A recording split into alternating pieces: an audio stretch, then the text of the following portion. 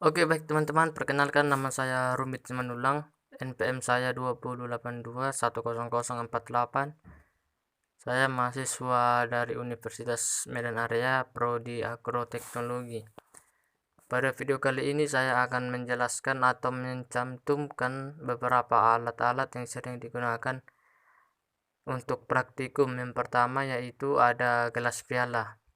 Nah, gelas piala ini fungsinya sebagai tempat untuk menyimpan dan meletakkan larutan.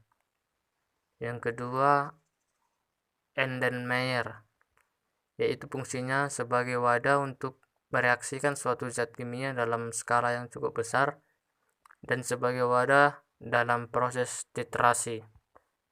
Yang ketiga itu adalah buku ukur. Fungsinya untuk membuat, menyimpan, mengencerkan larutan dengan ketelitian yang tinggi. Keempat ada Petri dish. Fungsinya sebagai wadah untuk membiakkan sel atau mikroba. Kelima, gelas ukur untuk mengukur volume larutan. Keenam, kaca arloji sebagai wadah untuk menimpang bahan-bahan kimia yang berupa padat, serbuk, serta kristal. Yang ketujuh, tabung reaksi sebagai wadah satu atau dua jenis zat. Ke-8 ada cawan penguap digunakan sebagai wadah untuk mengeringkan suatu zat. Yang ke-9 itu ada mortar, yaitu untuk menghaluskan zat yang bersifat padat atau kristal. Yang ke-10 itu ada pipet tetes, fungsinya untuk meneteskan atau mengambil larutan dengan jumlah kecil dari suatu tempat ke tempat lain. Kemudian pipet volume untuk menentukan volume larutan. Kemudian ada itu pipet gondok, yaitu untuk mengukur volume larutan.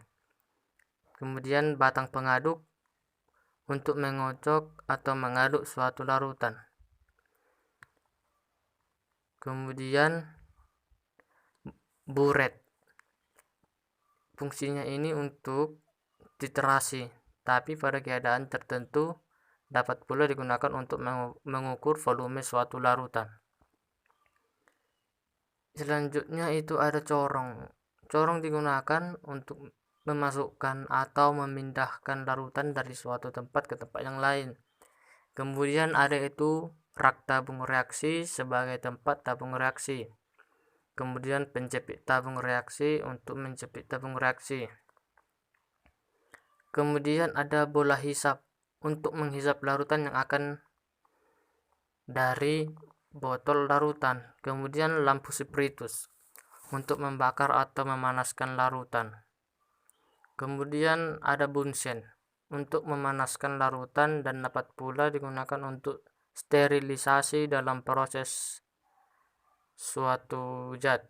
Kemudian kaki tiga sebagai penyangga pembakar spiritus.